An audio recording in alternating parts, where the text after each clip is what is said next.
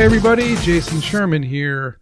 In today's episode of Zero to CEO, I speak to CEO and author of Almost Automated Income with FBA, Neil Twa. Welcome to the show.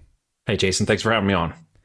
And today we're going to talk about building profitable e-commerce brands on Amazon. This is a long-standing topic because I know people who have been FBAs in the past, some successful, some not so successful. Sure. Lots of cool tips and tricks. And before we get into that, I'm curious what got you personally into Amazon FBA, because you know it's a tough thing to get into if you don't know much about it. So what made you interested?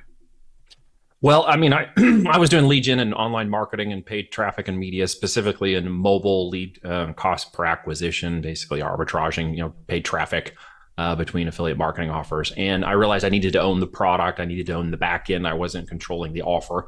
And so I went on a bit of a research binge to figure out, what product to control and what I should do. And it led me to the physical product world. With that, I realized just through my research that Amazon had purchased a company, a logistics company, and they'd rebranded it a company inside of them called Fulfilled by Amazon. Right. And with that, they started to deliver more books and their own products. And they, Jeff Bezos coined the phrase, we want to sell all things to all people in 30 seconds or less. So they set out to do that and started, deploying billions of dollars in infrastructure. We were just flipping products for profit. We were looking at arbitrage. We were wholesaling some products that we had been able to get, and just started the process of learning what Amazon was as a marketplace and how to sell products on it. We weren't even a brand. But we just, would learn the process, learn the ropes, got going. And by 2014, we had our first 7-figure successful private label business running, which was kind of like, a dime bag in the e-com store. Once we got hooked on it, we were like, okay, we want more. I tried it out in 2013, 2014. Okay. I identified a product or two that was ripe for some competition. Yeah. I added some free giveaways with the product to try to incentivize people to buy it. And I found that getting it to the point where it's break even was pretty difficult, although I did get to that point. But I realized I had to join all these, and this is again 10 years ago, I had to join all these sites to give away free product, to get reviews, to get it kind of manipulate the algo and play with things just a little bit, right? And I was using something called Jungle Scout, I think it was called. It was like an extension that helped me realize what competitors and all that kind of stuff. And I was able to get to a certain point, but I just couldn't get to profit. And Amazon was doing like the returns, and like I was losing money on like a lot of other stuff. And I just couldn't seem to get past a certain point. So walk me through someone like me who literally had this experience and walked away from doing the FBA world because I had kind of a bad experience. What did I do wrong? How could I have maybe made profit? So really what it gets down to is, the days of letting friends sell friends on $20 products on Amazon has ended. It ended somewhere about 6 or 7 years ago. And when most of the hopium guru course mindset, peddlers kept their course material around the same $20, $30 offers using Jungle Scout, all ending up in the same data sets, all fighting for the same scraps, we elevated our brands. We went into the $50 to $500 retail price point. So all of our products had to have a minimum threshold of net profit above $12 per unit, or we wouldn't sell it. So we were out of that market 6 and 7 years ago and have expanded brands up into the $50 to $500 price point. When you do that, and Amazon's fees, of course, have gone up, and storage fees, and now there's AWD and AGL and warehousing, we've been able to move with that and flex with the profitability of our products because of their higher profit margins. And we're able to go through things like COVID very differently. When the containers went from $4,800 to $25,000 per container, we were able to sustain that through sales volume, profitability, and of course a war chest. You just brought something up that's kind of important that people, maybe they don't realize, is you need a lot of money to get this thing going. You need enough to really deploy the capital required. It never was just a beginning startup model unless you were going to flip products and treat it like a side hustle. Right. But most people saw it at that and never thought about it really as a business. And since I came from a business and a business background, I started, 17 years I've been into this, right? And so my partner had never been in that. He's always a business thinker. He'd never had a job, and he'd always been entrepreneurial. And so I got together in 12, 13, and started to do business together. And it was about how do we make this as a channel of e-commerce sales, not just a side hustle or hobby business. Right. And with that, it was how do we deploy the capital, the resources, the right products and profitability metrics to ensure that that occurs.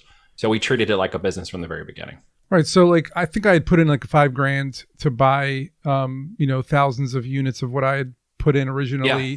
And then I had gotten back my 5,000, I believe. I just barely broke even. And I couldn't quite understand how to get to the next level, because you mentioned all those fees. And I remember all the fees were kind of eating into like what my profit was. And I'm like, okay, so I'm not getting any profit. So what are maybe some misconceptions or mistakes people are making when they want to get this going, to get the mindset of, okay, I'm putting in this much money, I'm trying to sell this product, and I want to make profit. Like what's missing? Well, first off, you need to think of it as a real business, which means that if you're here for 3 to 5 years doing this business, growing, capitalizing, putting additional brand and material and opening additional sales channels, you have to think about it in a broader growth scope. It's just a few $1,000s. You need to be thinking about, how do I redeploy capital, recapitalize products? Think about it more like real estate in terms of, the cash on cash is much larger, but you do have to deploy capital into real estate, right? And with that, to return that kind of value, you're going to have to do the same thing with physical products business. And most people don't understand that. The real problem isn't finding necessarily the right products at the beginning or identifying the right metrics we can conditionally train somebody to get there. The real opportunity is to understand how to capitalize it correctly through growth, which is a physical inventory business model. You just said like the right product. So that's kind of one of the things I want to ask. Profitability metrics of a product. Yeah, people ask me this all the time. So like what in your idea of, what's your idea of a good product to sell for a first time seller? Like what do you categorize? Well, it's not here. I'm going to invert the conversation, because this is where people mess up in this process.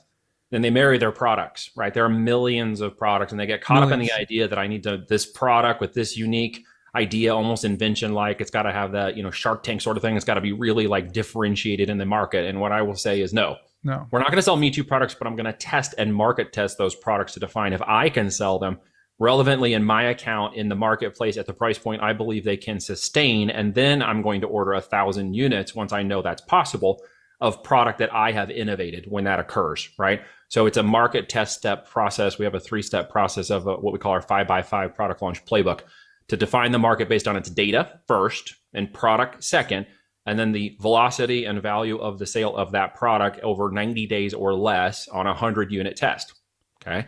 When I know I can value that product and project over 12 months what a 40-foot container would look like of profitability for that one SKU and how much capitalization would require it to get there, and then, the margins and potential forecasting of that. Once the test goes out, I know, is this data is good in the marketplace? Why is it data first and not product, right? Which is the second thing, because it's a data-based algorithmic engine. It always has been data focused. And when people focus too much on the products, they lose sight of the sales. So let me ask you a question. Sales fixes everything first, right? I want to get into these weeds, because this is all interesting to me, being that I've had this experience years ago. Sure. You said it changed six years ago, so I missed that boat. What is the process like now, since you, like, for example, like let's say I find a widget I want to sell. I don't really care what it is. I just know that it's profitable. I get a 40-foot container. Now I know it takes time to get that container from China over here. It's like a month, 2 months. In my market test scenario, just to correct you, you're not going to order a 40-foot container. You're going to have a projection of the data set of numbers that you've evaluated. Just a projection. To up to a 40-foot container, I'm only going to order 100 of them. Right, like a FedEx overnight air, you get a box the next day. It could be take 6 weeks to get here. It might take a month or so. It doesn't really matter. What matters is I'm not gonna look at that in terms of a negative time or attention. I'm going to look at it as in terms of each of these 5 products that I'm going to launch in the market with 100 SKUs. I'm going to now have a statistical relevance, an opportunity to sample the market with 5 products that I believe meet my metrics and criteria for profitability up to 12 months run rate and 1 foot, a container of products. Okay.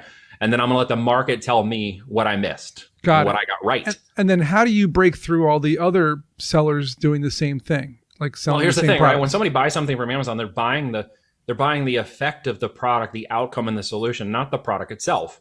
So they wouldn't know that they got your product or my product if it came in different packaging and it's the exact same product. Right. And all I'm doing in 100 units is just testing whether or not I can sell it at my price point in my account, convert it, get the right metrics, get my tacos locked in, my advertising costs and organic metrics locked in at the algorithmic level, at the data engine level first. That's it, right? Not the product level, the data level. Now I'm going to put a great product in the market that I know is quality and won't break in the first 5 minutes, but I'm going to put it in its own packaging and send it out in 100 units. And I'm going to expect that if I do a good job on the marketing and front end, I will get positive reviews. And all that does is tell me a full 100% look at this data set. Okay. Then I will take the 3 to 4 things I know I should change and innovate on that product. And when I order 1,000 units of it next, once I've proven I could sell it, I'm going to innovate the differentiation of those products in the marketplace, put it back in the same packaging on the same listing, and do a full product launch into profit. All right, so I get the gist of everything you're saying so far, and people are going to watch this, and because I'm going to send it to them because they asked me these questions, and they know that I tried this once, but I'm like, I'm not the expert because I haven't done it in 10 years. But the thing that always pops up to me, and I've said it a couple times, and I think that we're not really getting to the root of it. Maybe you have an answer. Maybe you don't want to tell me the answer. I don't know. but really, what I want to know is if say we pick a product, doesn't matter what product it is, and I get 100 of them sent to me, and I sell them on Amazon, but I'm having trouble selling them because I have no reviews. Nobody knows who I am. No one knows my brand name. Nobody knows what Again, how am I going to get to the top of the list?